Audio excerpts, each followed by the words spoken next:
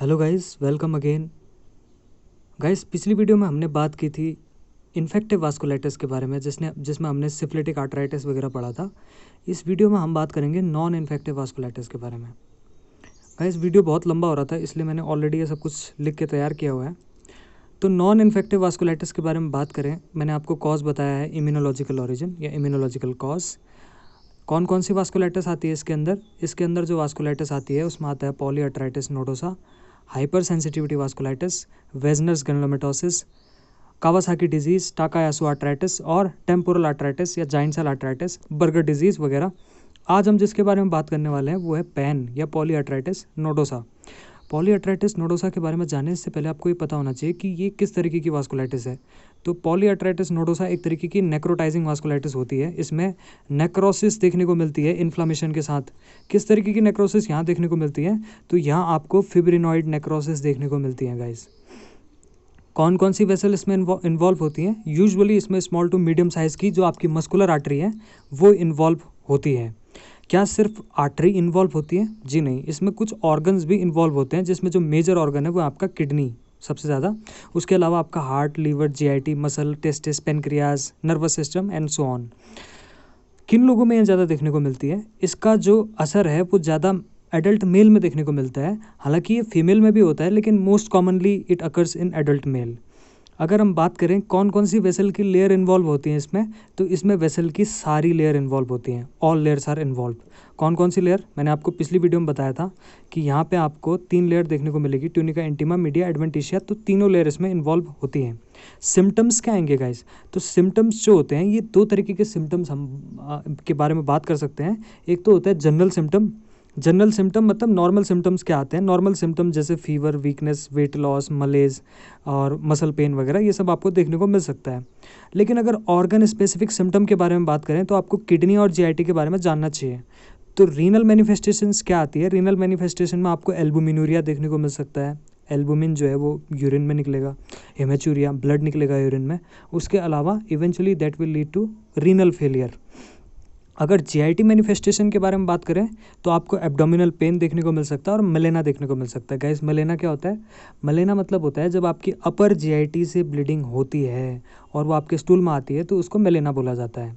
ये जो ब्लड होता है फ्रेश ब्लड नहीं होता, इसलिए जो स्टूल का कलर होता है वो एकदम रेड नहीं होता, ब्राउनिश ब्लैक होता है।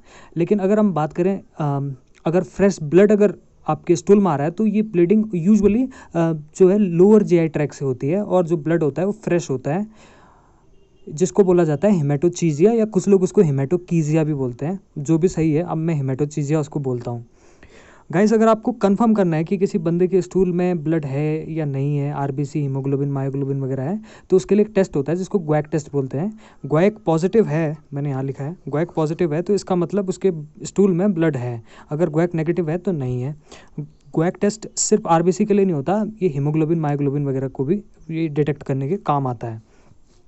अगर हम बात करें ये सब हो क्यों रहा है, ये सब इसलिए हो रहा है क्योंकि ये जो डिजीज़ है ये इम्यूनोलॉजिकल है। तो होता क्यों है? ये इम्यून कॉम्प्लेक्स की डिपोजिशन की वजह से होता है। कहाँ पे? ब्लड वेसल के अंदर। कौन सी ब्लड वेसल के अंदर? स्मॉल एंड मीडियम साइज़ की मस्कुलर आर्टरी के अंदर।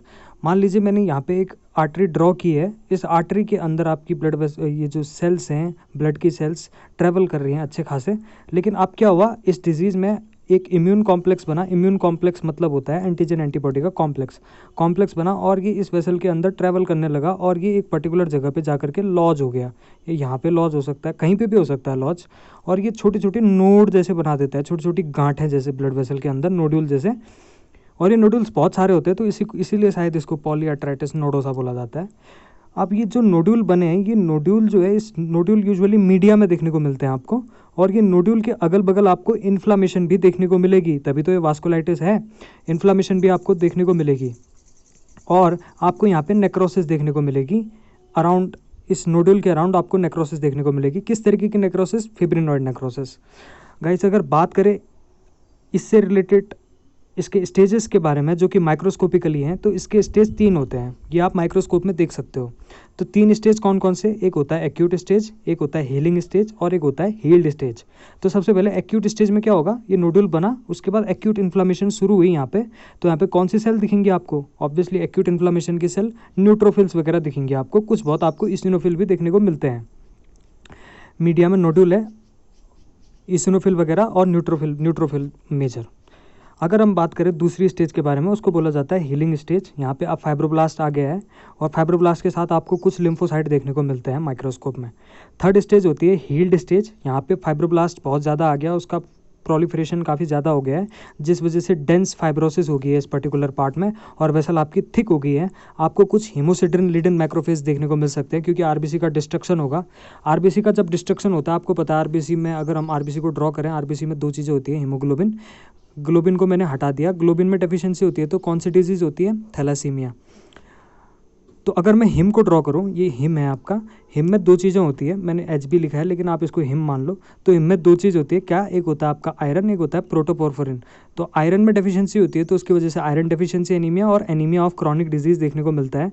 जबकि प्रोटोपोर्फिरिन में डेफिशिएंसी होती है तो इसकी वजह से सिड्रोब्लास्टिक एनीमिया होता है।